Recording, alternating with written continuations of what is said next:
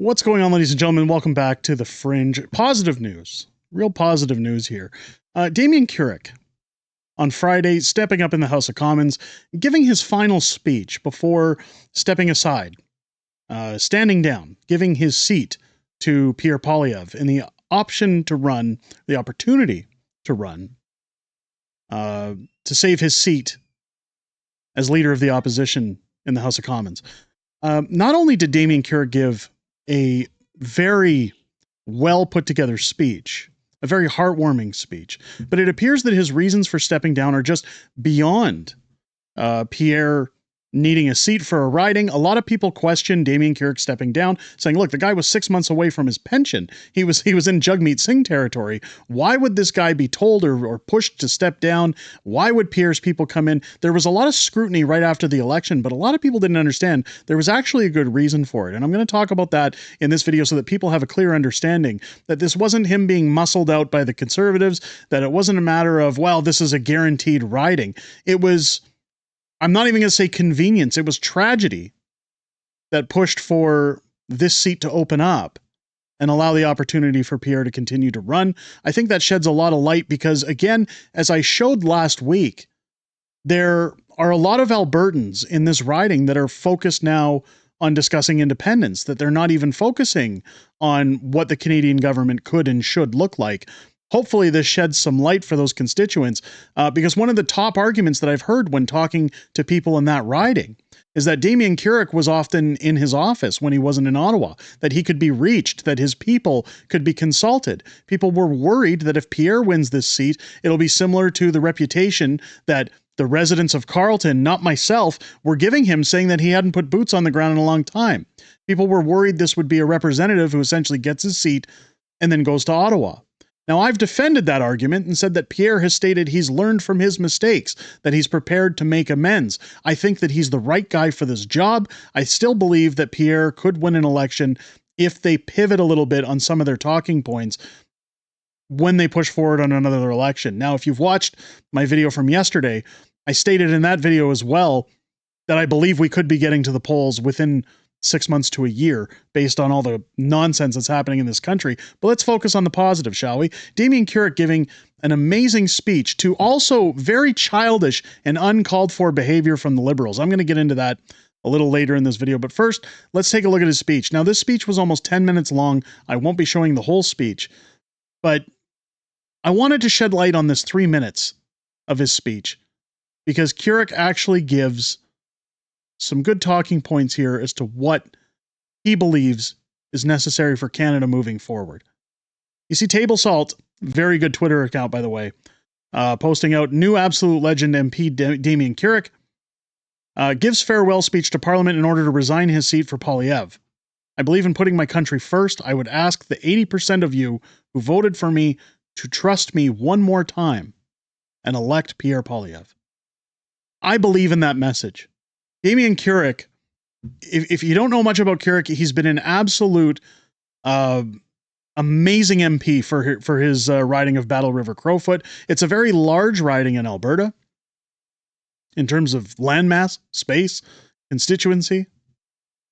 I've been told by the people who live there, because again, he's not my MP, I can't say from experience, that he's been very forthcoming, that he's been a very effective MP in the House of Commons for that riding. So a lot of people were sad to see him step down.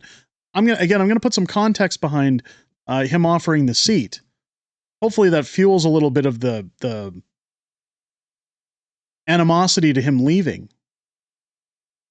But his speech is absolutely amazing. Let's take a listen. Rise in my place and deliver what will be my farewell speech in this Parliament. Now, Mr. Speaker, for now, as I offer my seat, I will, at the earliest opportunity, resign my seat to trigger a by-election. There is things that you stand for and believe in. Things like putting Canada first, no matter what the circumstances. Right here. Things like ensuring that you are always going to put your country first when it comes to the deliberations in this place, when it comes to your actions. And Mr. Speaker, that is why I am so proud to stand with Danielle and stand with my family and offer my seat, to offer to resign my seat to Pierre Poilievre, the leader of Canada's Conservatives, because that man. Now, I just have to pause for a second. Did you see Michael Barrett come back and sit down here? We're going to talk about that. That's very important to this speech. Stick around for that. I'm going to let him continue. I truly believe is the right man to lead this party, to be the leader of the opposition in this parliament. And Mr. Speaker, my belief before and my belief remains today that Pierre Poilievre is the right man to be Prime Minister of Canada.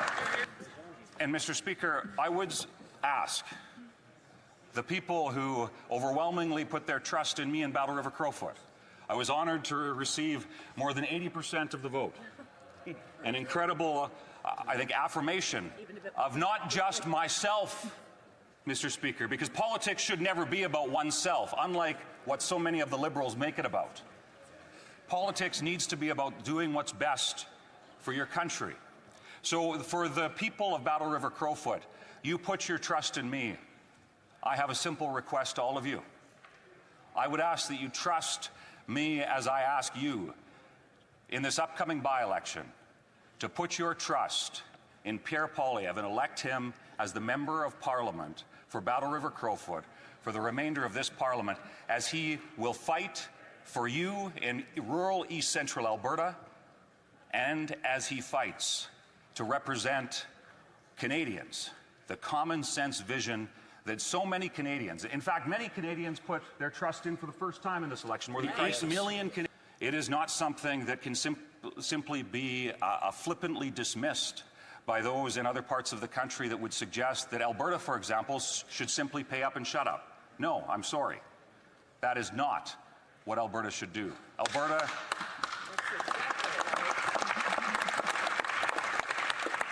deserves a fair voice in the Federation, just like I do to my constituents, the many of whom who have asked whether or not this is me retiring from politics. And the simple answer is no, I don't plan to retire from politics. But I am stepping aside to ensure, thank you, to ensure that this by-election gets triggered. Absolutely legendary. That there is the speech of an MP that I believe deserved the opportunity to hold representation. I've said this about Danielle Smith before, that this is why you want MPs who talk like this, who believe in what they're selling you. This man believes in a democracy. He believes in a functioning democracy for his constituents.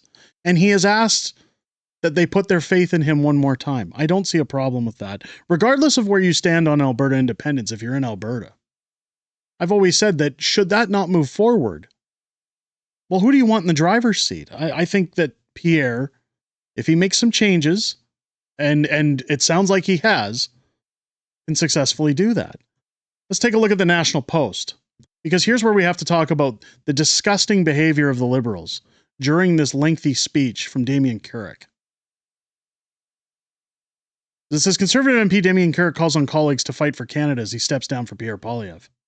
So, of course, they've got the speech down here, and it says, with a wave of his black cowboy hat and a call for parliamentarians to fight for Canada, Alberta Conservative MP Damien Kurek held a heartfelt final address in the House of Commons Thursday before stepping aside for leader Pierre Poilievre. Sorry, I said Friday earlier. Thursday. It's always Thursdays. I forget Thursdays are their Fridays. Flanked by a few of his dozen Conservative colleagues after question period, the MP for Battle River Crowfoot said that politics has been a wild, wild ride for him and his family as he called on his constituents to support Pierre Poilievre in the upcoming by-election. During his 10-minute speech, he called on MPs to fight together for Canada, argued that Alberta deserves a fair voice within Federation. After all, that's all we're looking for. He then threw the occasional blurb at the Liberals and joked that stepping down was a more complicated process than expected. I didn't know it would be quite so much work to resign, the hulking Kurek said, as his emblematic booming voice earning laughs from the MPs in the chamber. Kurek was first elected to rural Alberta riding in 2019 and was handily re-elected in April with over 80% of the vote, as he mentioned in his speech. When Conservatives leader Pierre Poilievre lost his longtime Ottawa riding in Carleton, Kurek announced he would step aside and allow the party head to run in his stead.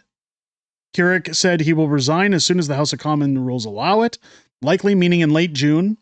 He's also promised to run again in Battle River Crowfoot in the next federal election, meaning this is just a seat for Pierre. In the meantime, they will transfer that riding. So anybody who was going to vote for Pierre saying we're worried about representation, we're talking about 4 years.